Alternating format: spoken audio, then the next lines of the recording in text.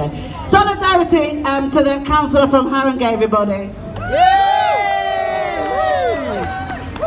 Thank you Delia for letting me speak. My name's Matt White. I'm a councillor in Haringey for Bruce Grove Ward in Tottenham, and I was one of 11 Haringey councillors and a few councillors from other boroughs, including Enfield here, including my comrade here, Amina Ibrahim, who signed a letter to the North London Waste Authority asking for a pause and review and asking for the contract for the new incinerator not to be signed.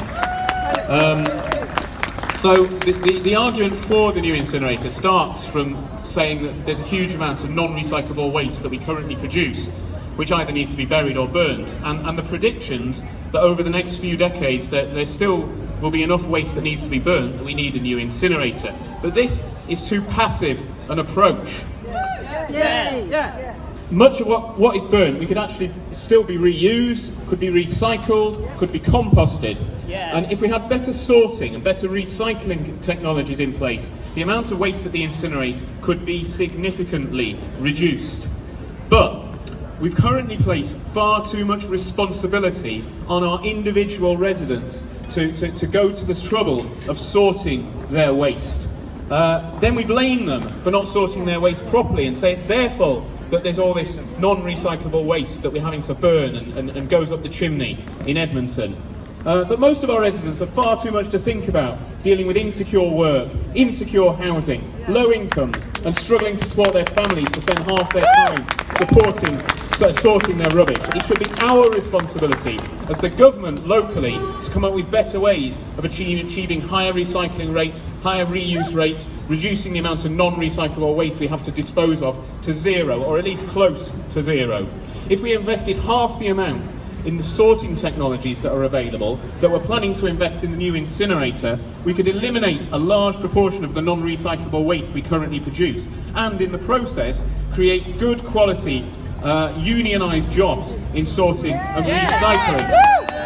The portion of our current waste that cannot be reused, recycled or composted could be largely eliminated if legislation forced manufacturers to replace it with alternatives. This is a huge task and a big change, but it's one that's necessary and urgent to deal with the climate emergency. Building a new, larger incinerator with a lifespan of many, many decades is betting on our failure to do what's necessary to combat the climate emergency. Let's not be so pessimistic. Let's act to combat the climate emergency, not bet on us failing to do so. Environmentalists and socialists have common cause in fighting to overturn the system that not only exploits the working class here and across the world, but which is also destroying our planet. By the way, I also wanted to point out the glaring gap there is in democratic oversight of how we deal with our waste. The North London Waste Authority was set up after the Greater London Council was dissolved, and it has its own status as an authority. The governance arrangements are very, very opaque, and there's very little democratic control over the decisions made by the North London Waste Authority Board by us as residents of. I mean, I'm a councillor, but I don't sit on the North London Waste Authority Board, and I feel I have very little actual control over the decisions made, even the votes cast on the North London Waste Authority Board by the councillors on my own council. So I think these whole arrangements of waste authorities in London need to be looked at again, and I think that needs to be part of the campaign for dealing with our waste better. And it's clearly a problem when the North London Waste Authority makes a profit from burning waste and selling the energy that it produces from that to the grid. There's an interest there, I think, in burning more waste, whereas the interest of us as residents and of our councils is in combating the climate emergency. There's a disconnect there, so we need to look at this. Okay, I will do. Right.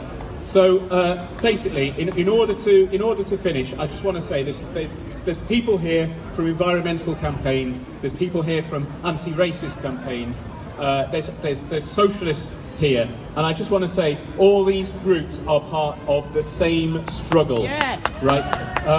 The capitalist system exploits the working class both locally and globally, and it destroys our planet. We need to work together to end this system.